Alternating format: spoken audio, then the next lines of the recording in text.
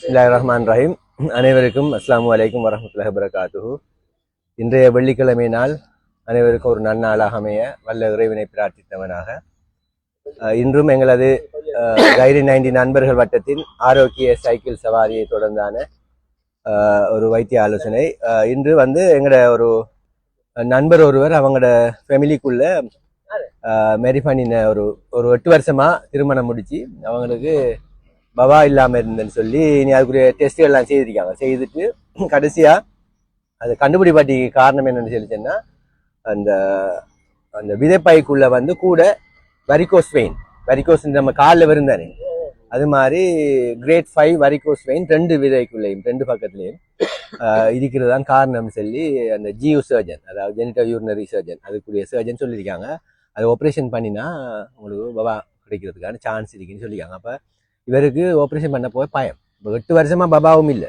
அப்போ என்னிட்ட கேட்டாங்க, நான் கட்டாயம் செய்யுங்க, அது சக்ஸஸ் ரேட் கடும் கூடாது. அந்த வரிகோஸ் வெயினை எடுத்த வழியில் பபா உருவாக்குற வாய்ப்பு அதிகம். அப்போ நம்ம அதில் தெளிவுபடுத்தின அவருக்கு அந்த விஷயத்தை நம்ம கொமனா இது கூட பேருக்கு இருக்கி நம்ம ஏரியாக்களையும் இருக்கி, ஆனால் அகல் அது வெளியே கதைக்கிறதில்ல.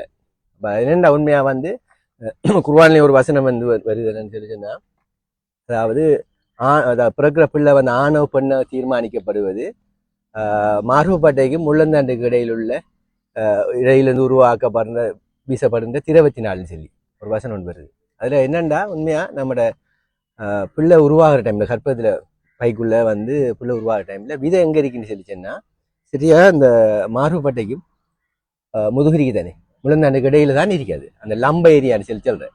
முள்ளந்தாண்டில இப்ப தொராசிக் ஏரியாண்டா நெஞ்சு கூடு, லம்பக்கு இருக்கு. அந்த 2 கடைப்பட்ட இடைவெளியில தான் விதை 2ம் இருந்து பிறகு அந்த டெலிவரிக்கு பிள்ளை விருத்தி அடைஞ்சி இப்போ நான் 9 மாசமும் 10 நாளும் அந்த விருத்தி அடையுதானே. அப்போ அதுல அந்த விருத்தி அடைஞ்சி டெலிவரிக்கு முதல்ல பபா கிடைக்கிறது கொஞ்சம் காலத்துக்கு முதல்ல தான் அது விதைப்பைக்குள்ள திறக்கப்படுது. முந்தைய ஒரு தரம் காய்ச்சி நம்ம அந்த ஹேர்னியா வாரதுக்கு காரணம் அது 2 ஓட்டு இருக்கு. அந்த விதை இறங்கின ஓட்டு 2 அறையில் இருக்கு. அதுக்குள்ளெல்லாம் அந்த ஹேர்னியா குடல் இறக்கம் வாரன்னு சொன்னார். அப்போ அதுக்கு பிறகுதான் அந்த விதைக்குள்ள இறக்கப்படுது. சரிதானே. அப்போ அதுல என்னன்னு சொல்லிச்சேன்னா அந்த விருத்தி அடைஞ்ச அந்த விதை விந்து அணுக்களை உருவாக்குறது தானே. விதை விந்து அணுக்களை உருவாக்குறது. அது ஏன் அது விதைப்பைக்குள்ள இறக்கப்படுதுன்னு சொல்லிச்சேன்னா உடற்குளிர வெப்பநிலை கூட. இப்போ வயிற்றுக்குள்ள இருந்தா பாடி அந்த டெம்பரேச்சர் கூட, நம்மளோட வெளியில டெம்பரேச்சர் குறைய. அப்போ அது உள்ளுக்கு இருந்தா அதுல இருக்கிற விந்து அணுக்கள் எல்லாம் அழிஞ்சு போகும். அதாலதான் அது கீழே திறக்கப்பட்டு விதைக்குள்ள வருது. சரி, அதெல்லாம் பபா கிடைச்ச உடனே ஃபெஸ்ட்டுக்கு டிக்கெட் பண்றதுக்கு முதல்ல 2 விதையும் செக் பண்ணுவாங்க டாக்டர் ஸ்மார்ட். 2குள்ளேயும் அந்த விதை இருக்கான்னு சொல்லி விதை பைக்குள்ள 2குள்ளேயும் விதை இருக்கான்னு செக் பண்ணுவோம். அப்படி ஒன்று இல்லைன்னு சொல்லிச்சேன்னா அதை ஆப்ரேஷன் பண்ணி அதோட வழியில் எங்க சில டைம்ல அந்த அறையில் இருக்கும் அந்த விதை, அல்லது கொஞ்சம் உள்ளுக்கு இருக்கும். அதை உடனடியாக அதை சர்ஜரி பண்ணி அதை கீழே இறக்கி விதை பைக்குள்ள வைப்பாங்க. இல்லைன்னு சொல்லிச்சேன்னா ஆன்மத்தன்மை குறைஞ்சிடும் அந்த விதை விந்து அணுக்கள் இறந்துச்சுன்னா. அதான் மெயின் காரணம். அப்போ அந்த ஹீட்டால அழியும்னு தானே அது. இப்போ இது என்ன நடக்குதுன்னா இவருக்கு என்ன நடந்ததுன்னு சொல்லிச்சுன்னா சில ஆக்களுக்கு வரிகோஸ் வெயின் காலில் அந்த நரம்பு நாளங்கள் தானே. அது வரிகோஸுக்குள்ள நாளம், நாடியில நாளம். அப்போ அந்த நாளங்கள் விரிவடைகிற மாதிரி விதைக்குள்ளேயும் அந்த நாளங்கள் நம்மளாக நரம்பு அதுக்கு பேர் வைக்கிற நரம்புல நாளம் இரத்த குழாய் அது கூட விரிவடைஞ்சு அதிகமான இரத்த குழாய் அந்த விதைய வளர்ச்சி இருந்துச்சுன்னா அது ஹீட் ஆகும். இப்போ பிளட் தானே உடற்குழிக்குள்ளைக்கிற அதே ஹீட் அப்ப அந்த ஹீட்ல இவருக்கு விந்து அணுக்கள் உருவாகும். அதெல்லாம் அப்படியே இறந்து கொண்டே அழிஞ்சு கொண்டே இருக்கும்.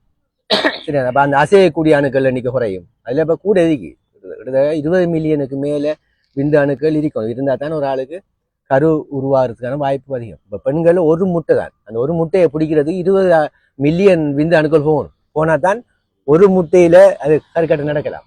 அந்த எண்ணிக்கை குறைஞ்சிச்சுன்னா எண்ணிக்கை குறைஞ்ச விந்து அணுக்கள் செல்லுச்சுன்னா அது கருக்கட்டலுக்கு சான்ஸ் குறைய. அது அசையக்கூடிய தன்மை அதுவும் இருக்கு. அந்த பெர்சன்டேஜ் எத்தனை விதமான விந்து அணுக்கள் அசையும் தன்மை உடையது. அடுத்தது உருவ அமைப்பு, அந்த நோமல் அமைப்பு, அப்னோமலான வித்தியாசமான அமைப்பு எல்லாம் இருக்கும். அதாவது அந்த கூரெல்லாம் விந்து அந்த முட்டையை துளைச்சி போகக்கூடிய அளவுக்கு அந்த கூர்மையெல்லாம் இருக்கணும். அப்படியே கூட இதுகள் இருக்கு. அப்படி அந்த நோமலான ஷேப்ல உள்ள அதோட அளவும் கூட இருக்கணும். இப்படி பல காரணிகள் தான் அந்த பிள்ளை உருவாகிறதுக்குரிய வாய்ப்பு ஏற்படும். அந்த வகையில இப்படி கூட இந்த நரம்புகள் இருந்துக்கிறதால, இரத்த குழாய்கள் இருக்கிறதால, அந்த ஹீட்ல அழிஞ்சு போறதால இவருக்கு தொடர்ச்சியா உருவாகும். ஆனா அதுல இது இருக்காது, உயிரணுக்கள் இருக்காது. அதனாலதான் அது ஒரு காரணம். இது வேறு காரணங்களும் இருக்கு. அப்ப உண்மையா வந்து நம்ம ஆக்கள் பபா கிடைக்கலன்னு சொல்லிச்சுன்னா உடனே பெண்களை தான் செக் பண்ண தொடங்குற.